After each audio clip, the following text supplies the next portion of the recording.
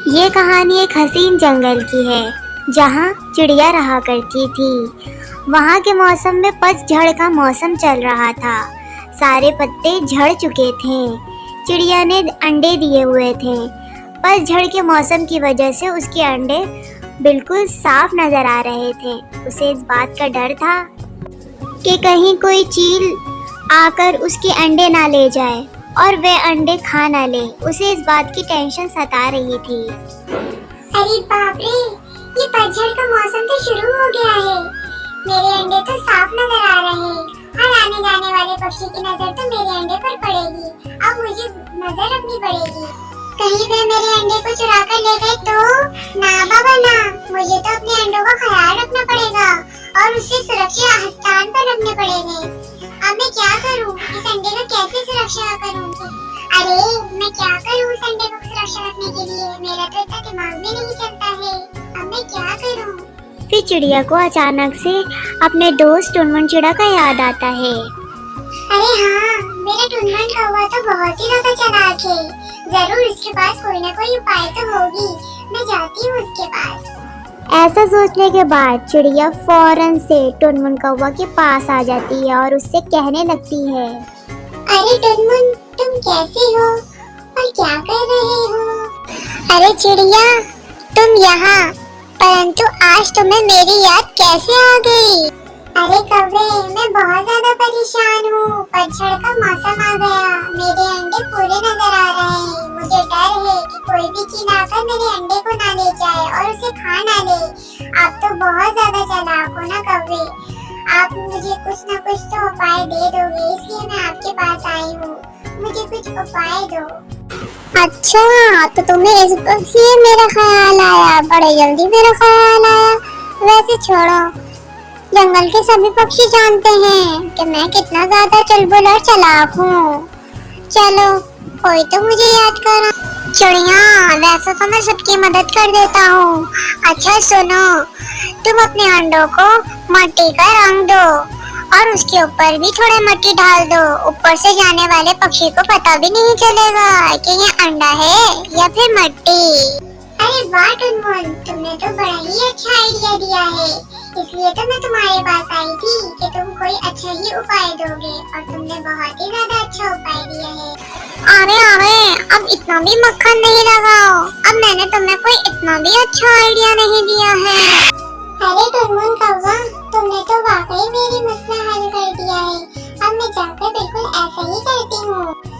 फिर क्या था, चिड़िया ने अपने अंडों पर रंग कर दिया और साइडों में कुछ मिट्टियाँ डाल दी। अब जाने वाले पक्षियों को पता भी नहीं चल रहा था कि वहाँ पर अंडे हैं या मिट्टी रखा है। फिर वह चील भी तलाश में रहता था अंडों की, लेकिन वो वहाँ से गुजर जाता था और उसे अंडे का पता भी नहीं चलता था। कौवा भी चिड़िया के अंडों का बहुत ज्यादा ख्याल रखता और दिन रात अपने घर के बाहर से उसके अंडों को खड़े होकर देखता ही रहता था कि कोई चील या कोई पक्षी उसके अंडों को कोई नुकसान ना पहुंचा दे। फिर एक दिन टुनमुन कौवा चिड़िया से कहता है, क्या हो गया बहन? कैसा चल रहा है हमारा उपाय? अरे कौवा, तुम्हारा उपाय तो बहुत ही शानदार था। कोई चील भी गुजरती तो उसे देखती तो उसे पता भी नहीं चलता है कि यहाँ पे अंडे हैं या मिट्टी। अरे चिड़िया, मैंने तुम्हें उपाय शानदार दिया है कि किसी को पता भी नहीं चल सकता कि वहाँ पे अंडे भी हैं और मिट्टी भी।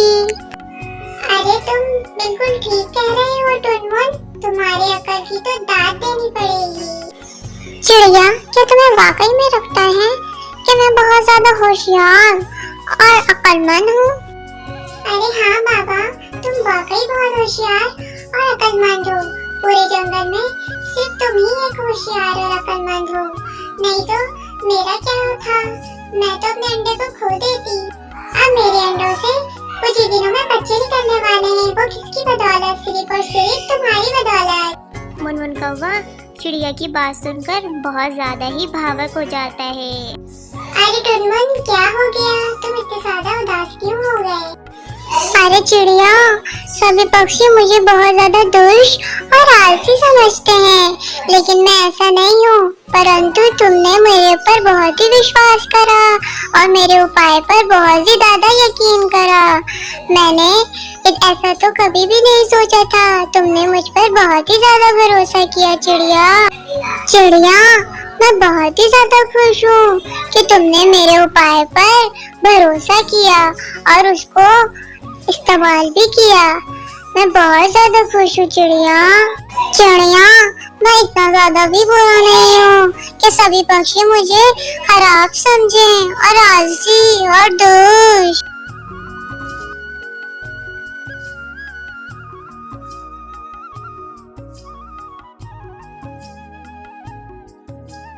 सुंदरवन जंगल में टूनी चिड़िया और उसकी बेटी मीनू चिड़िया रहा करती थी। मीनू चिड़िया के पिता का कुछ ही दिन पहले देहांत हो चुका था। जब भी वो दोनों माँ बेटी रहा करती थी। दोनों बहुत ज्यादा गरीब थी और किराए के घर में रहा करती थी। टूनी चिड़िया को बहुत ज्यादा शौक था कि उसकी बेटी पढ़ लिख कर एक अच्छी अफसर बन जाए, लेकिन गरीबी के मारे वो अपनी बेटी को पढ़ा नहीं पा रही थी। टूनी चिड़िया के बगल में ही मीनू चिड़िया रहा करता था, जो टूनी चिड़िया के घर का मालिक मकान था। ए मीनू चिड़िया, चलो मेरे घर से तुम लोग दोनों निकलो। पिछले महीने का भी तुम लोगों ने किराया नहीं दिया था और इस महीने का भी नहीं दिया है। चलो मेरे घर से निकलो, मैं दूसरे किराएदार को रखूंगा। अरे मालिक मकान जी, मैं कहाँ जाऊंगी? मेरी एक छोटी सी बच्ची है, मैं इसको लेकर कहाँ जाऊंगी? मैं कोई तुम्हारा ठेका लेकर नहीं रखा हुआ हूँ। चलो निकलो मेरे घर से। टूनी चिड़िया अपनी बेटी को लेकर एक पेड़ में आकर बैठ जाती है और रोने लगती है। अब मैं कैसे तुम्हारा पालन पोषण करूंगी? मेरे पास तो ना घर है ना कुछ भी। अब मैं क्या करूंगी बेटा? टूनी चिड़िया रो रही होती है। उसे देखकर सुंदरी चील आती है और कहती है, अरे टूनी चिड़िया, क्यों रो रही हो तुम? क्या हो गया तुम्हारे साथ? अरे सुंदरी बहन, क्या बताऊं, मालिक मकान को किराया नहीं दिया था इस महीने, तो मालिक मकान ने हमें घर से बाहर निकाल दिया। अब हमारे पास रहने को कोई घर नहीं है। तो कोई बात नहीं, तुम मेरे साथ मेरे घर चलो, मेरे घर पर रहना, मुझे कोई भी मसला नहीं है। फिर सुंदरी चील मीनू चिड़िया और टूनी चिड़िया दोनों को अपने घर ले आती है और बहुत ही खुशी से रखने लगती है। मीनू चिड़िया मन ही मन में सुंदरी चील के लिए बहुत ज़्यादा एहसानमंद होती है। टूनी चिड़िया बहुत ही ज़्यादा खुशी से उसके घर में रहने लगती है। एक दिन टूनी चिड़िया सुंदरी चील के लिए बहुत अच्छा सा खाना बनाती है और उसके साथ अचार भी बनाती है। सुंदरी चील खाते ही मीनू चिड़िया से कहती है, अरे टूनी चिड़िया, तुमने क्या ये अचार बाहर से मंगवाई है? नहीं नहीं सुंदरी बहन, मैंने खुद ही बनाया है और मुझे हर तरीके का अचार बनाना आता है। अरे टूनी चिड़िया, फिर तुम्हें अचार बनाना आता था तो तुम पहले बताती, मार्केट में तो ये बहुत ज्यादा बिकता है। तुम ऐसा करो, इसका कारोबार शुरू कर दो, मैं तुम्हारी मदद करूँगा। फिर टूनी चिड़िया बहुत ज़्यादा अचार बनाती थी और उसमें उसकी बेटी मीनू चिड़िया भी बहुत ज़्यादा मदद करती थी।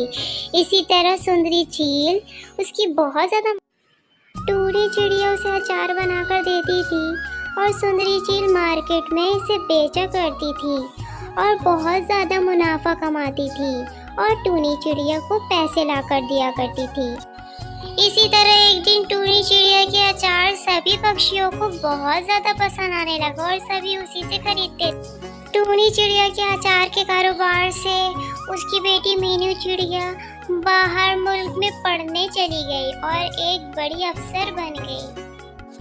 टूनी चिड़िया ने इस तरह अपना अचार का बिजनेस कर लिया और अपने लिए एक बहुत ही अच्छा सा घर बना लिया जिसमें वो हंसी खुशी रहने लग जाती है।